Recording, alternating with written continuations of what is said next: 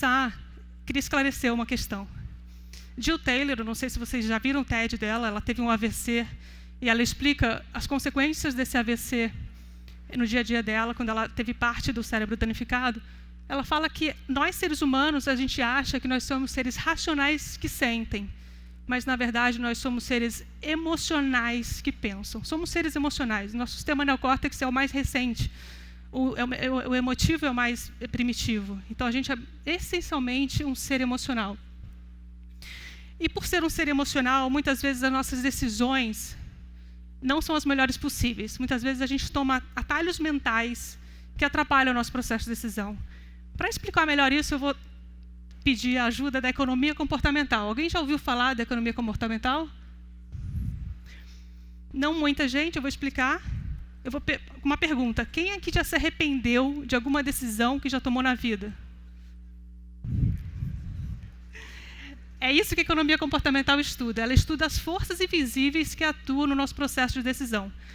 Em contraponto, a economia tradicional diz que a gente escolhe de acordo com os nossos próprios interesses. Se isso fosse verdade, a gente jamais se arrependeria. O que acontece é que muitas vezes a gente não sabe quais são os nossos interesses, e quando a gente sabe, a gente toma atalhos mentais, a gente é influenciado por emoção, pelo ambiente social, pelo nosso sistema cognitivo, e muitas vezes a gente toma a decisão errada e se arrepende. Os dois pais da economia comportamental são o Daniel Kahneman e o Richard Taylor, os dois devidamente premiados aqui com o Nobel. E o que ela explica é entender as forças invisíveis que atuam no nosso processo de decisão. Porque muitas vezes a gente não faz o que a gente fala, não é verdade? E por que isso acontece? Porque quando a gente fala, a gente pensa racionalmente, mas quando a gente age, quando a gente faz, a gente age emocionalmente. Existe uma diferença gritante entre a razão e a emoção, e que é isso que explica. Eu vou trazer algum desses ensinamentos da economia comportamental, alguns vieses, para explicar por que a percepção do tempo ela é elástica.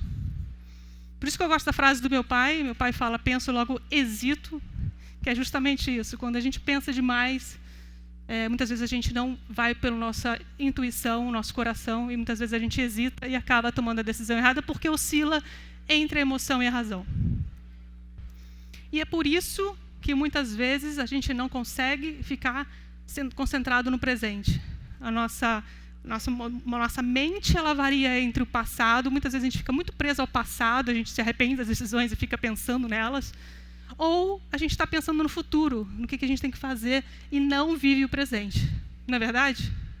E quando acontece isso, a gente muda o nosso comportamento. Se a gente fica muito no passado, a gente tem comportamentos mais depressivos. Se a gente foca muito no futuro, a gente tem comportamentos de ansiedade. Muito pouco frequentemente a gente está no modelo concentrado no presente, vivendo o que a Lola faz no parque, que é presença a cada momento. Essa é a maior dificuldade nossa. Essa oscilação acontece pelo nosso modelo mental. São as velhas pendências versus as tendências, né? E por que as tendências nunca acontecem? Porque as pendências tendem, ΔT tende a zero, né? Sempre é para agora, a gente tem que apagar o fogo hoje. Só que as tendências tendem ao infinito. Nunca é hora de você pensar na tendência. Tendência a gente deixa. Um dia acontece, só que se ela tender ao infinito, ela jamais vai acontecer. Mas é isso que acontece no nosso dia a dia. A gente deixa para depois, porque a gente tem que resolver as pendências hoje. É a velha questão do curto prazo e do longo prazo. A gente dificilmente pensa a longo prazo, porque a gente tem muitas vezes que pensar a curto prazo. Para explicar isso melhor, eu vou falar do primeiro viés, que é o viés do curto prazo. Quem aqui manda mensagem ou escreve WhatsApp enquanto está dirigindo ou quando está andando na rua? Esse é o nosso viés do curto prazo, agindo no nosso dia a dia, desde que a gente acorda até a hora que a gente vai dormir, às vezes em sonho também. O que acontece com o viés do curto prazo? É a nossa tendência de querer uma gratificação agora, ao invés de esperar por uma maior no futuro. A gente dificilmente renuncia a uma gratificação imediata. A gente é esse ser imediatista. É o cartão de crédito. O cartão de crédito, não vou nem pedir para quem tem cartão de crédito aqui, porque acho que todo mundo tem. É o viés do curto prazo materializado num produto. Ele conversa com o nosso modelo mental. Ele permite que eu queira uma gratificação imediata e daqui a um mês eu penso como é que eu vou pagar. Quem trabalha em empresa aqui sabe que metas muitas vezes influenciam o nosso viés do curto prazo, né? Metas muitas vezes são estabelecidas para serem atingidas a curto prazo. O problema das metas, que são a curto prazo, é que, na verdade, te estimula a só atingir as metas, e não superar as metas, porque imagina se você supera, as metas vão ser mais impossíveis cada vez que você supera mais. O problema não está nas metas, está em entender se as razões pelas quais elas estão definidas elas são corretas e adicionar um elemento mais a longo prazo. Além dessas metas mais a curto prazo, ter também metas um pouco mais a longo prazo para estimular esse nosso pensamento. Outro viés que a gente tem é a aversão à perda. A aversão à perda é uma assimetria que a gente tem, que a gente valoriza mais as perdas que os ganhos. É o nosso instinto de sobrevivência. A gente quer eliminar tudo que pode dar errado, tudo que pode ser a morte para a gente se distancia. Isso já foi medido pelo Daniel Kahneman, que eu apresentei antes, em 70. Ele identificou que a gente fica 2 vezes mais triste de ter perdido alguma coisa do que de ter ganho alguma coisa. A mesmo valor. Digamos que a gente ache R$100. A sensação vai ser boa, mas se a gente perder R$100, a gente vai ter uma sensação muito pior. A gente nunca vai esquecer que a gente perdeu, mas talvez a gente esqueça que a gente ganhou. Essa aversão à perda é o que gera o nosso fear of missing out. Não sei se vocês já ouviram falar isso, a nossa ânsia de não perder nenhuma informação, de estar sempre antenado, de estar sempre por dentro de tudo. As redes sociais forçam a gente a ter esse fear of missing out. A gente tem que estar por dentro de tudo, né? Por isso que a gente vive no celular. Tem uma média mundial que diz que a gente fica 150 vezes acessando o celular por dia. Vocês podem ter aplicativos que veem isso, você pode medir quantas vezes você acessa o celular e quantas vezes eles ficam nas redes sociais. Existe um movimento contrário do fear of missing out, que é o joy of missing out, que é a sensação de prazer de estar por fora, só que muitas vezes você tem que fazer um retiro para isso, né? Porque no nosso dia a dia, com essa informação e estímulo que a gente tem em volta, é muito difícil a gente sair dessa aversão à perda que a gente sente constantemente. E eu estou falando sempre da tendência do tempo tender a zero, mas também tem a oscilação do tempo tender ao infinito, que é quando a gente procrastina. A gente procrastina. Esse sou eu respondendo a um teste. Jamais eu faço atualização na hora, quando o computador me pede. Eu sempre penso para depois. Eu sempre empurro com a barriga. A gente tem esse hábito. Esse hábito vem do nosso viés do status quo, que é a nossa tendência de fazer as mesmas coisas sempre, a não ser que a gente tenha um susto, uma motivação para mudar.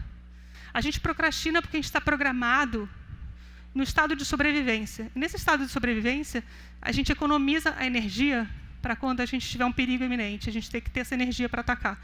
Então, a gente é preguiçoso por natureza. A gente tem uma inércia natural que faz com que a gente tenha modos de economia de energia. A gente só sai desse modo se a gente toma um susto. É o médico, né? Você vai no médico, você faz seu exame de sangue, ele fala seu colesterol está altíssimo, você tem que fazer alguma coisa, senão você vai morrer. Talvez esse seja o susto que faz com que você mude, talvez. Existem 2 tipos de preguiçosos. O preguiçoso que faz tudo antes para ficar livre e o preguiçoso que deixa tudo para fazer de última hora. Eu já fui do segundo tipo, agora eu consegui evoluir para o primeiro tipo. E o que me ajudou a evoluir para o primeiro tipo foi isso aqui. É uma matriz de priorização. Você tem sempre o seu to-do list, né? Coisas que você tem que fazer. E muitas vezes a gente fica afogado nesse to-do list. Uma forma é priorizar. Então, você começa a botar as tarefas que você tem para fazer entre relevante e simples.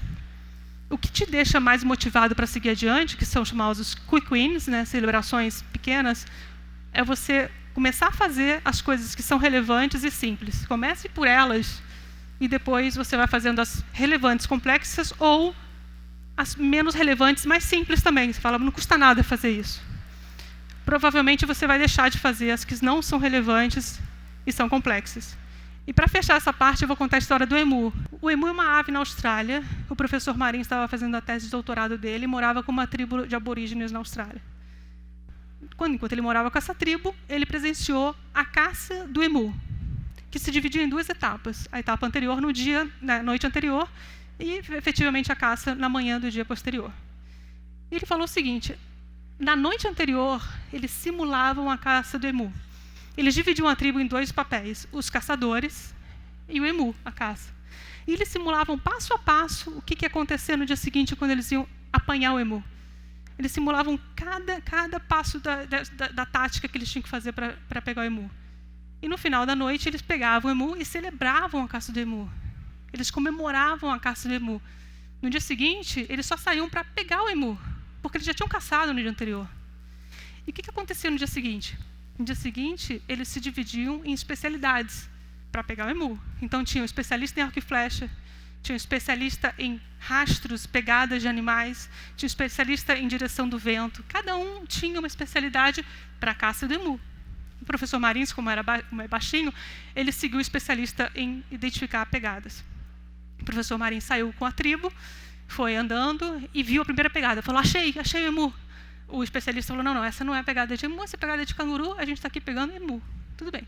Seguiram adiante, o tempo foi passando. Achei! Não, essa não é a pegada de emu. A gente está aqui para pegar emu, professor Marins. A gente só vai sair daqui quando a gente pegar o emu. O professor Marins entendeu, ficou quieto, mas ficou ansioso, porque foi ficando escuro. Ele falou, gente, deixa eu pegar emu. No final do dia, eles pegaram o emu. Qual que é a moral dessa história? A moral dessa história é que a gente tem que traçar um objetivo nosso. O que a gente quer? Qual é o nosso emu? E a gente não pode se distrair nesse caminho. A distração podia ser o canguru. A gente podia sucumbir, falar assim, putz, está ficando tarde, deixa eu pegar um canguru. Só que talvez as armas que eles estavam preparados para pegar o emu não eram suficientes para pegar o canguru. Então eles não iam pegar nem canguru e nem emu. Muitas vezes na nossa vida a gente se distrai, a gente pega atalhos, a gente se arrepende, a gente volta, a gente tenta voltar no nosso caminho. Só que muitas vezes a gente não consegue mais, porque a gente se distraiu tanto, ramificou tanto, que a gente não consegue mais voltar para o nosso emu. Então essa é uma história que para mim impactou muito. Eu falei, eu tenho que ter um emu e eu tenho que ir atrás desse emu. É como a gente consegue equilibrar a tática com estratégia. É como a gente consegue equilibrar os nossos quick wins com os nossos long wins. Então, é o que a gente quer, qual a nossa meta, qual é o nosso emu e como que a gente faz para chegar lá. É uma forma de a gente combinar, talvez, dinheiro com propósito, desde que a gente não comprometa a nossa experiência profissional para ganhar dinheiro. É uma experiência pessoal que eu tenho também de não querer ganhar dinheiro antes dos 30 anos. O futuro assusta porque a gente não tem controle sobre ele, a gente nunca vai ter controle sobre ele. A gente só pode improvisar, criando o que a gente está achando que é o último momento. E esse é sempre um processo que vai estar em processo. Então não existe nada que seja fixo, nada que a gente possa programar para resolver isso de uma forma rápida e fácil. E tem uma questão que eu acho muito interessante, o Jeff Bezos, de novo o Jeff Bezos, mas eu acho que ele é uma pessoa muito visionária, tem que estar nesse palco aqui. Ele fala o seguinte, que as pessoas normalmente perguntam para ele o que vai mudar nos próximos 10 anos, mas ninguém pergunta para ele o que não vai mudar nos próximos 10 anos. E há coisas também que não mudam. Então, muita calma nessa hora. Geralmente, o que muda não são as nossas necessidades, mas como se resolvem essas necessidades. Nós somos os mesmos seres humanos já há 100 anos. Se a gente for ver os clássicos, Maquiavel, Dom Quixote, os dilemas humanos são os mesmos. A gente não mudou muito enquanto ser humano, mas o mundo das coisas já não é o mesmo de há 10 anos. A gente tem estímulos completamente diferentes do que há 100 anos. A gente precisa se alimentar, só que a gente normalmente agora não vai mais na feira aberta, a gente compra online. A gente precisa se comunicar, mas duvido que alguém fale hoje em dia no telefone fixo. A gente fala por WhatsApp e manda áudio por WhatsApp. A gente não ouve mais rádio, a música está na nuvem. A gente saiu do rádio para a nuvem. A gente tem necessidade de se localizar, mas quem tem isso hoje em dia? A gente está no Waze. Então, o mundo das coisas muda, e principalmente uma indústria que muda muito é a indústria automobilística, que vem mudando de produto para você usar. Não existe mais anúncio, compre este carro, é não compre este carro, pague tantos por mês. Você paga pelo tempo de uso de um produto. Você muda de produto para usar um serviço. Ou você paga por dia. A relação mudou. Porque, na verdade, o que ele está vendendo não é o carro, é a mobilidade, é o uso que você faz dela. E nessa indústria, existe também uma competição muito grande com as outras coisas que existem de experiências. Então, a gente sai de um mundo focado em produto da Revolução Industrial, da era industrial, para uma era de serviço, para uma área de experiências. Essa, por exemplo, é a tela do meu celular, e a indústria automobilística compete também com a era da experiência, com a era do compartilhamento. Eu não tenho carro, mas eu tenho todos os carros e motos disponíveis próximos a mim. Eu pago pelo minuto de uso desses produtos que são elétricos, inclusive. E por que é importante a gente focar em experiência? Porque, como a gente falou no início, nós somos seres emocionais. E a experiência pode nos trazer algum impacto na nossa emoção. A Maya Angelou, uma poetisa, ela fala que as pessoas vão esquecer o que você fala, as pessoas vão esquecer o que você faz, mas elas jamais vão esquecer o que você as fez sentir, porque nós somos seres emocionais. A gente memoriza muito mais as experiências emocionais. Para falar de visão, eu trouxe aqui um trecho da palestra do Tony Nadal, o tio do Nadal, do Rafa Nadal, tenista. E mais além de treinar o Nadal de aspectos técnicos, ele treinou a mente do Nadal para ser um campeão. E isso tem a ver com a visão. No pedaço da palestra que eu vou mostrar, eu vou explicar porque não tem legenda, ele fala espanhol um pouco baixo. Ele falou que nas vésperas, 1 hora antes do jogo com o Federer, o Nadal perguntou: "E aí, tio, o que você acha? O que você acha desse jogo?" Ele fala: "Complicado. Complicado, porque o Federer tem a direita melhor que a sua, tem a esquerda melhor que a sua também, tem um saque incomparável e tem um voleio perfeito. Então, difícil, difícil." Ele falou: "Mas tem uma coisa que talvez você ganhe dele, que você talvez seja mais rápido e você tem garra." E eu vou mostrar o vídeo e depois eu complemento. En Monte Carlo teníamos que jugar la final contra un suizo no muy bueno. Ya hacía tiempo que jugaba el tío. Pues teníamos que jugar contra él. Y Rafael me preguntó: "¿Cómo ves el partido de hoy?" Yo le dije: "¿Cómo lo veo? Pues lo veo complicado. Federer tiene el drive mejor que el tuyo, el revés es también mejor que el tuyo, la volea es mucho mejor que la tuya, y cuando fui a decirle, y en el saque no hay color, me dijo: para. Vaya moral que me das para salir a la pista." Yo le dije: "Si quieres te puedo engañar, pero dentro de un rato no te va a engañar Federer, más vale que sepas a lo que te tienes que enfrentar. A partir de aquí vamos a buscar soluciones." Esta ha sido mi forma de entender, una parte de mi forma de entender el entrenamiento. Aceptar la realidad, una cosa bastante complicada hoy en día. Hoy en día parece ser que tenemos que dar siempre mensajes a los nuestros, de mensajes positivos. Então ele fala que ele poderia ter mentido para o Nadal. Ele poderia ter falado: "Não, você vai se dar bem nessa, você vai ganhar." Mas ele falou: "Se eu mentisse, eu estaria pensando a curto prazo. Eu estava treinando o Nadal para ser um campeão a longo prazo." E o mundo do esporte, ele é uma analogia muito interessante a esse mundo de mudança frequente, porque o adversário do Nadal, hoje é o Federer, amanhã é o Djokovic. Cada dia você tem que lidar com variáveis diferentes que mudam com muita frequência. E para o Nadal ganhar, ele tem que estar sempre preparado, ele tem que estar sempre treinando, ele está sempre atualizando as habilidades que ele tem. E principalmente, não só as habilidades técnicas, mas as habilidades mentais. Ele tem que ser treinado para ser resiliente e para conseguir se manter bem e presente ao longo de todos os jogos. Uma coisa que o Tony fala é: não reclame. Que quem reclama muito, geralmente, não faz nada, não se esforça para mudar o que incomoda. E ele falou de um outro jogo do Nadal, que o Nadal perdeu na Austrália. O Nadal ligou para ele e falou: "Poxa, tio, dessa vez não deu para ganhar. Estava muito quente." Aí o tio, falou: "Engraçado, né? Só devia estar quente de um lado da quadra, porque o outro lado ganhou." Então ele fala, ele treinou muito o Nadal para ter esse estado mental mais concentrado, né? Para não pensar e não ter essa ansiedade de só pensar naquele jogo, mas pensar em ganhar um campeonato. E para a gente mudar, a gente tem que sair do medo. A gente tem que ter coragem. Dá medo? Dá. Mas tem que ter coragem e autocontrole para a gente conseguir ter autenticidade, para a gente conseguir identificar o nosso propósito, qual é o nosso emu. Os seres humanos são os únicos capazes de ter curiosidade, de planejar cenários, de pensar no futuro, de se preocupar para onde a gente vai. É muito fácil a gente pensar em dados passados, em comportamentos, e criar em cima de comportamentos passados, mas é muito mais difícil a gente criar algo que não existe ainda. E nós, humanos, somos os únicos seres capazes de fazer isso. Mas para fazer isso, a gente precisa adicionar uma camada, a gente precisa de presença. A gente precisa se conectar no mundo agora, em cada momento. Talvez seja essa presença que faça com que a gente consiga identificar nosso propósito, identificar a necessidade que o mundo precisa, de se colocar no lugar do outro e ter uma visão mais a longo prazo. Porque não existe a maneira da gente prever o futuro. O futuro não existe, mas existe a maneira da gente criar esse futuro. E nós somos os únicos seres capazes de fazer isso. Uma maneira de fazer isso é fazer um exercício muito difícil, mas ele vale a pena. Eu já fiz isso e garanto que vale a pena.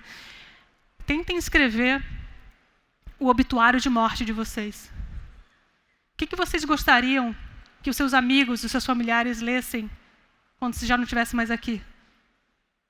Pelo que vocês queriam ser lembrados? Qual o legado que vocês querem deixar? Esse exercício é muito difícil, porque, primeiro, a gente não sabe o nosso deadline, é muito difícil, está muito distante da nossa morte. Talvez não, mas talvez sim, espero que sim. E antecipar isso é muito difícil, mas é um exercício muito interessante, vocês vão rasurar, vocês vão fazer de novo. Não existe certo e errado, mas existe tomar consciência do que vocês querem fazer para os próximos restos de ano que existem da sua vida. Quais são os outros emus que vocês querem desenvolver ao longo dessa vida? É um exercício muito interessante para tomar essa consciência de que sempre vai existir um deadline, a gente não sabe qual ele é, mas existe. E existe o que você pode fazer enquanto você está aqui. Porque a pergunta, na verdade, é essa: qual a sua presença a cada momento? Porque mais preocupado que a gente tem que estar com o mundo em mudança frequente é sobre a nossa não presença no mundo. Obrigada, pessoal.